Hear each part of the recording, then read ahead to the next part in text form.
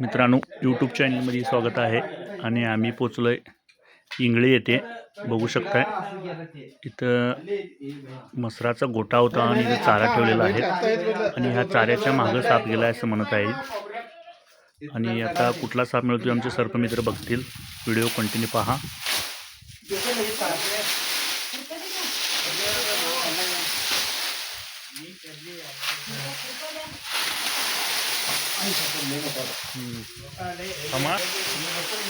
मित्रांनो बघू शकताय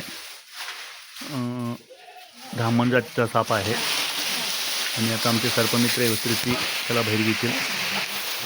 सावकाश बघू शकताय.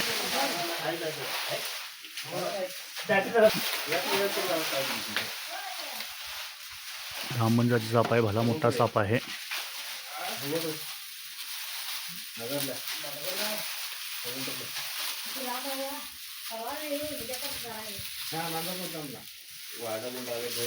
बघू शकताय कुठल्या प्रकारे आहे. उष्णता वाढत आहे, त्या कारणाने गार असं साप कुठं पण जाऊन बसत आहेत. आणि या चाऱ्याच्या कोपऱ्यामध्ये साप बसलेला होता. येथील काकाटेने आणि यांनी बघितलेलं होतं साप आणि आम्हासनी बोलवून हा साप पकडण्याचं काम त्यांनी केलेलं आहे.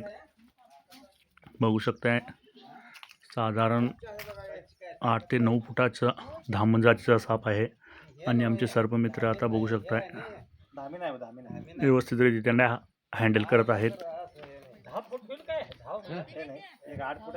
8 तर आहे.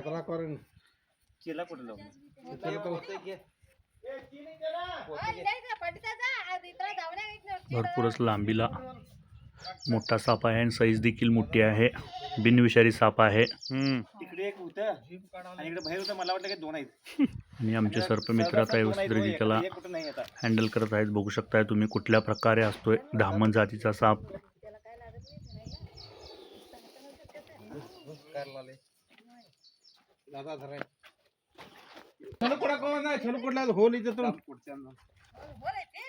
होल इथे हाय हो, खाली आहे बघा.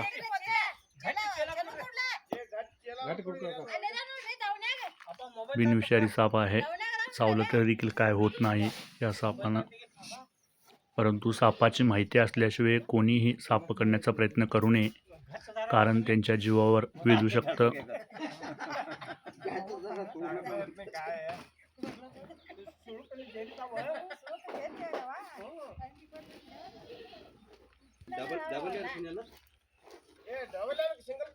कुठल्या प्रकारे आहे बघू शकताय तुम्ही. धामण जातीचा साप भरपूरच मोठी अशी ही धामण जातीचा साप आहे.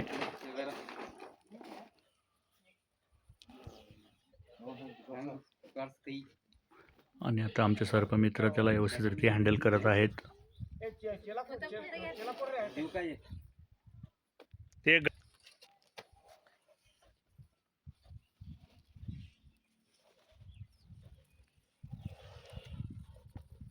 आणि आता बघू शकता तुम्ही पोत्यामध्ये साप पॅक करतील व्यवस्थितरित्या. आणि हा साप पॅक करून झाल्यानंतर ना आम्ही त्याच्या सुरक्षित जागेला सोडू. आणि ह्याच प्रकारे आमचे नवीन नवीन व्हिडिओ बघण्यासाठी आमचा चॅनल सबस्क्राईब करा. मित्रांनो, थोड्याच वेळापूर्वी हा पकडलेला धामण जातीचा आम्ही सोडण्याकरता इथं पर्यावरणामध्ये आलो आहोत. बघू शकताय तुम्ही आता भरपूरच मोठा असा हा धामण जातीचा साप आहे.